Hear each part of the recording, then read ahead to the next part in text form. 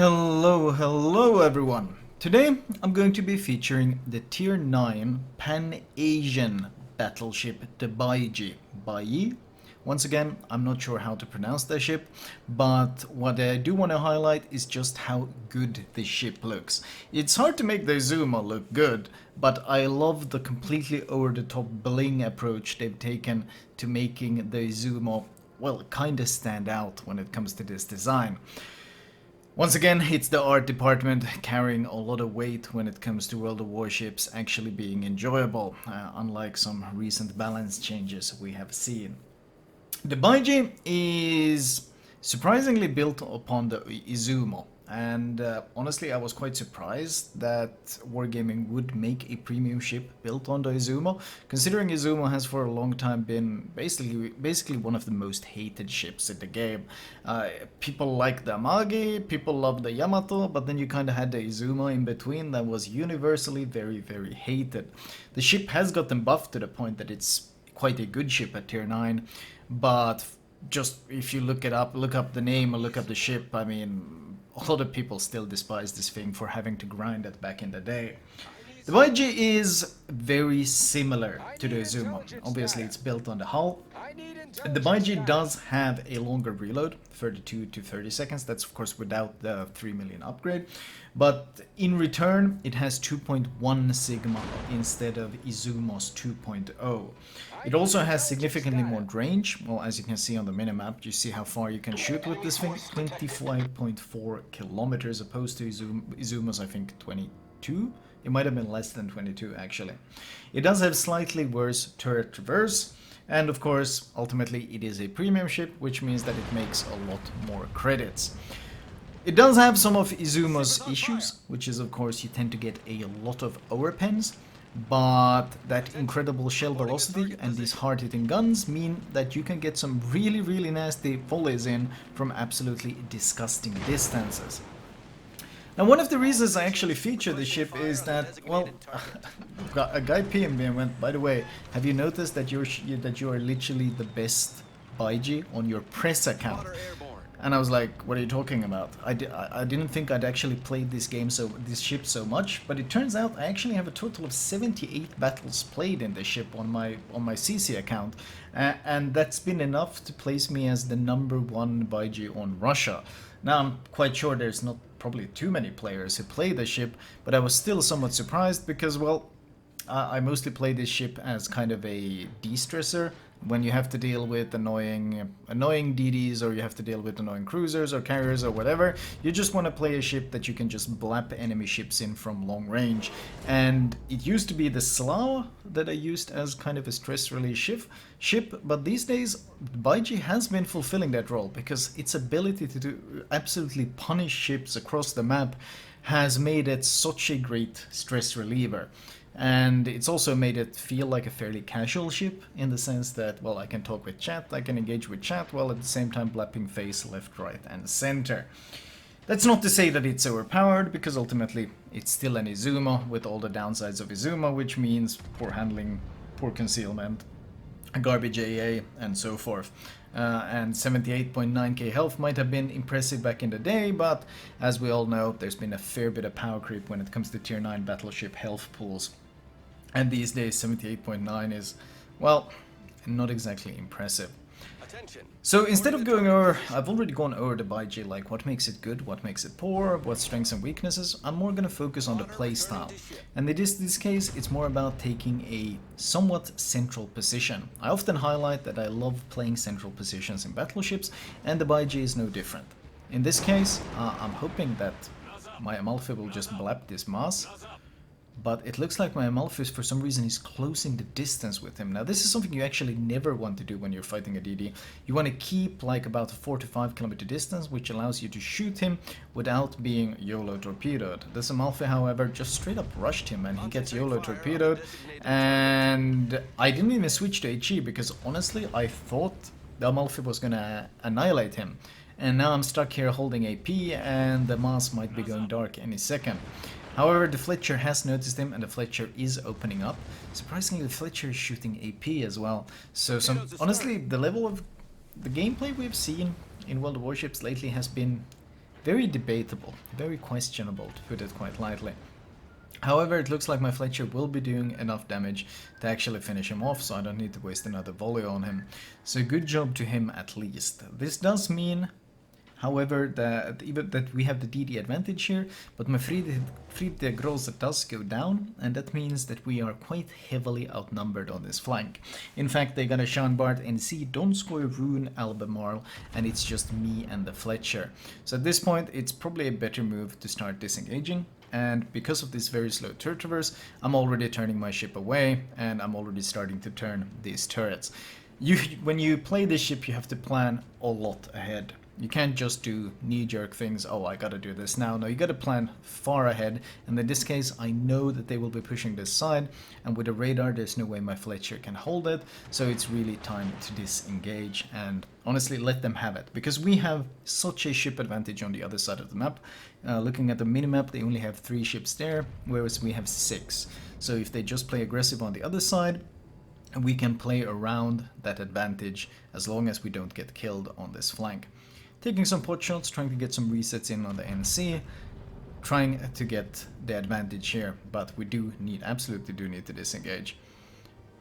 They got 5 ships and it looks like they are turning in and they are starting to contest. I get another reset, but I'm a bit worried about my Fletcher actually going south of the island.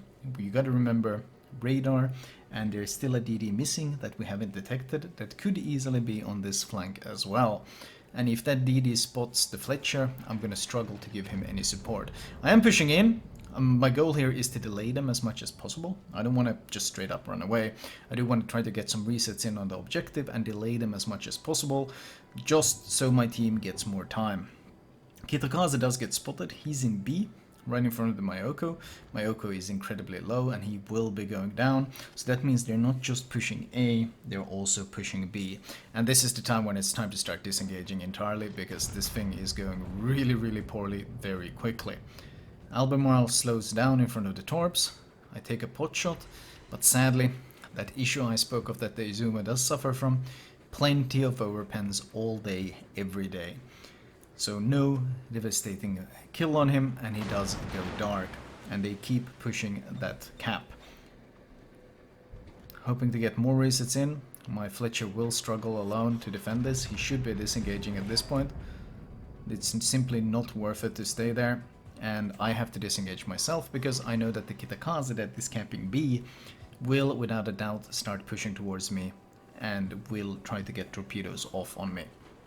So at this point, I'm the only target for roughly 6 ships on this flank. They can't see the Fletcher, so they can't target him, and regardless of how tanky you are, how much health you have, if you get focus fired, even in a ship, even in tier 9 BB, you will absolutely melt very, very quickly.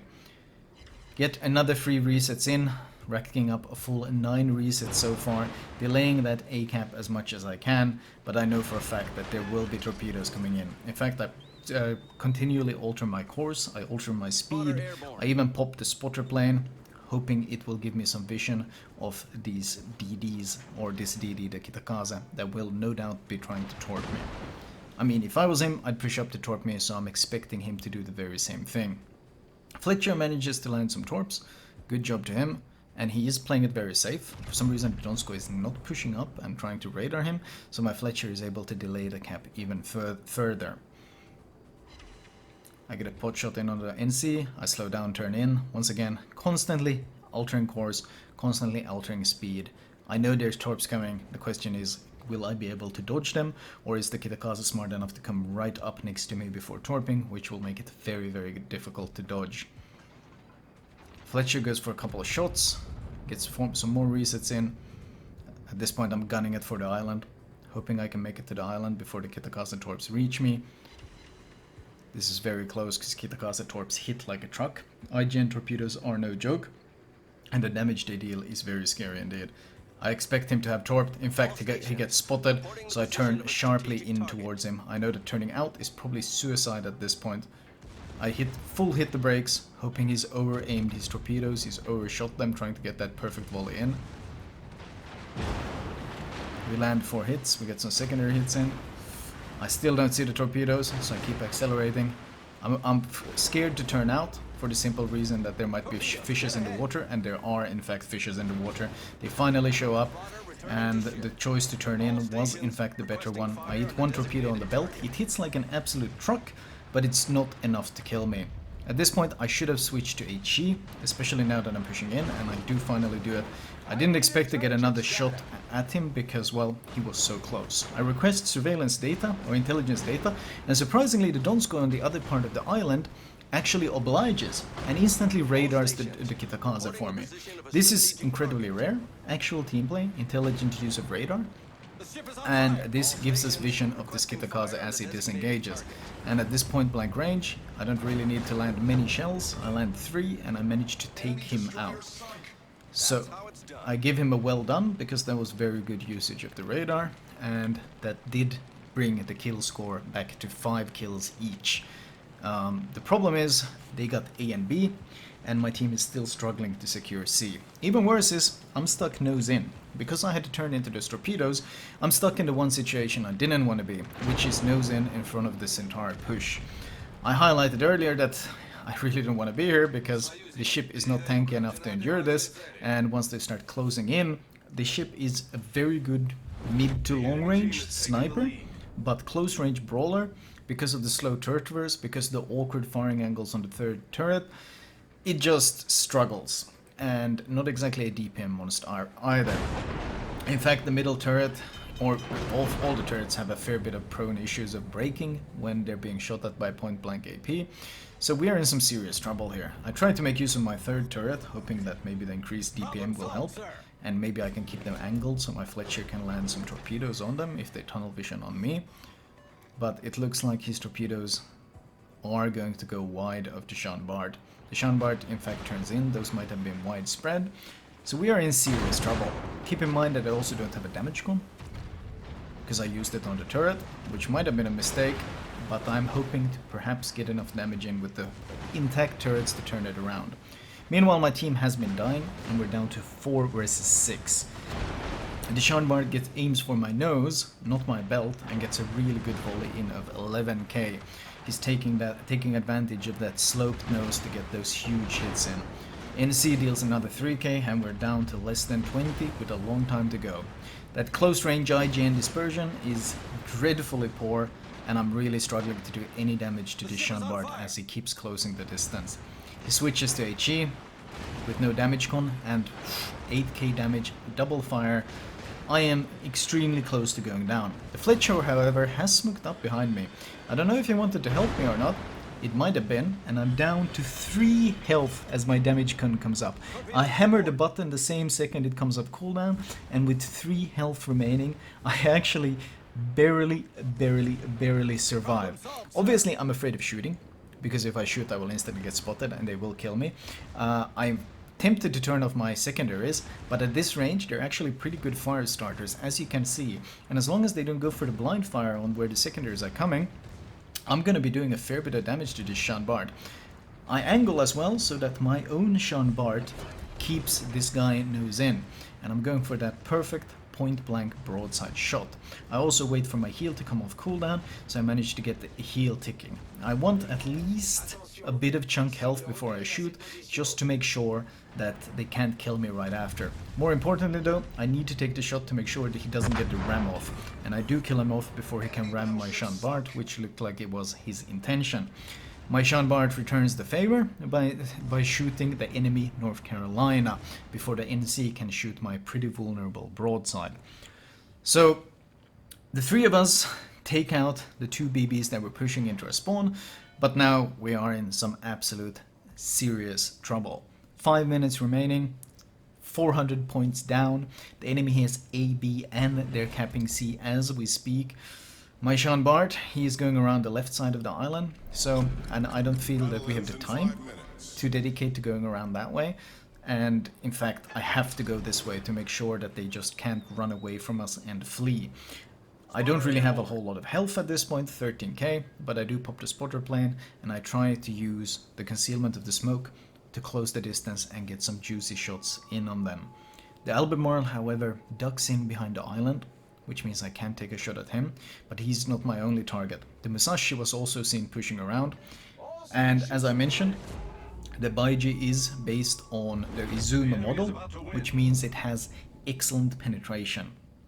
And if the Musashi makes the mistake of giving it too much broadside, which he does, I have the potential to deal serious damage going for his belt armor. The vertical dispersion looks good. I get 2 citadels, take him down very low. At the same time, I dodge Albemarle torpedoes that were aimed at me in case I came too close to the island. I swing in the back turret, once again aiming for that central citadel, and I do manage to score a citadel and kill him off. My front guns have already reloaded, so I turn them in for the Albemarle, going for that front citadel, and I delete him with 2 citadels as well. And that gives me a devastating strike, as well as a double strike. However, we are still down more than almost 400 points at this point. And I'm completely out of heals, but at this point the heals are not important, getting the kills is more important. With 3 minutes remaining, it's completely impossible to get a cap win. We have to kill them all in order to win. That means my Jean-Bart has to play incredibly aggressive on this rune. Of course though, rune has not too many issues bouncing his AP. I do take a pot shot at him as he's turning away, but the rune does understand that running away is his best way to victory. I only get 1 pen, not nearly enough, and he starts fleeing. I wouldn't like to waste time on this flank, but I cannot allow this rune to completely disengage. He keeps fleeing. I try to take the shot before I go behind the island. I do manage to get the shot off, but at this range and an angled cruiser, you need so much luck.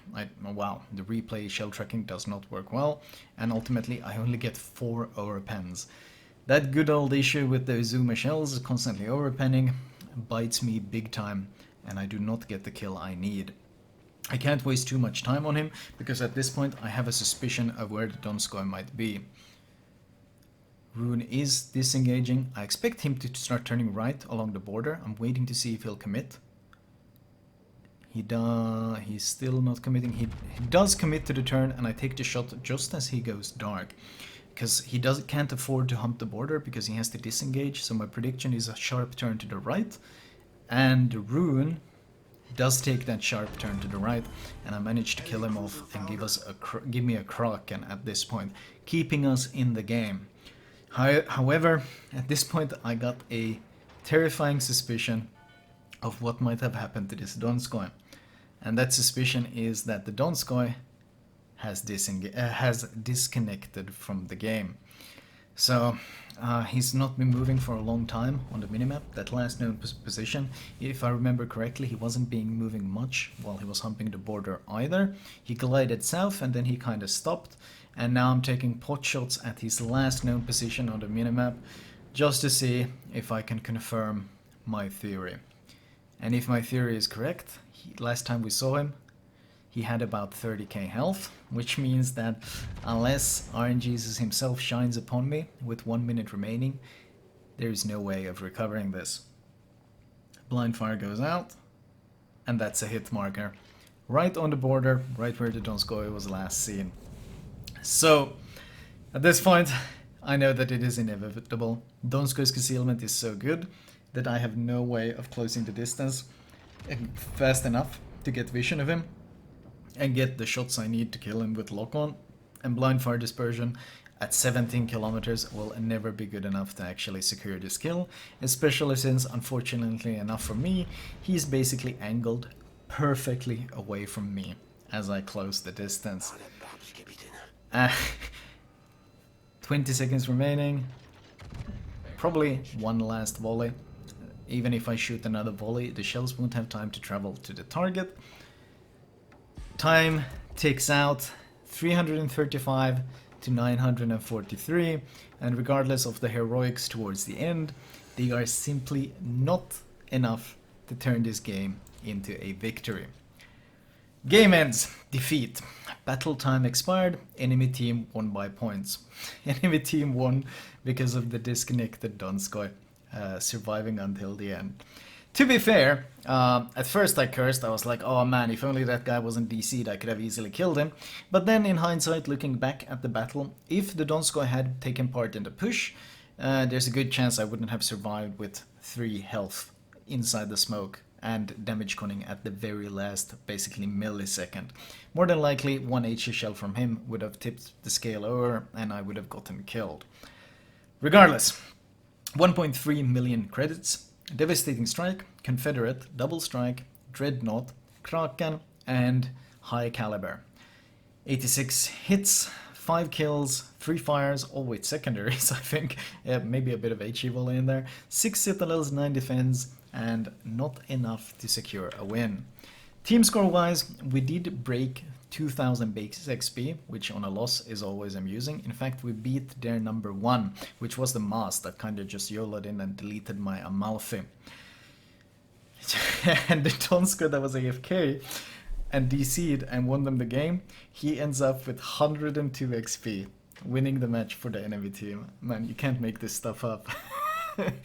I mean, I still rather take a game like this than a steamroll, because at least this game was exciting. Even though the ending is rather more bitter than sweet, I still rather take a game like this than all these steamrolls left, right and center we've been seeing so many of.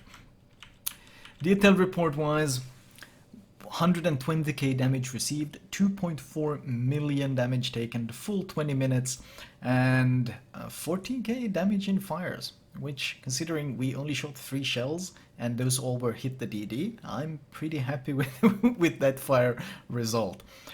As always, let me show you guys my recommended build for the ship, and it is a ship I really do enjoy. It's a fairly challenging ship, but I would say, considering I have 78 battles and I only play solo, 63% win rate and 134k average damage, it's a decent carry. Perhaps not along the lines of something like a Georgia or maybe Sovietsky Soyuz, which I consider, or even Musashi, but it's a fun ship to play, and some of the long-range volleys you can pull off in the ship are very satisfying indeed. Anyway, let me show you my recommended build. Right, as usual, I will start with my recommended build.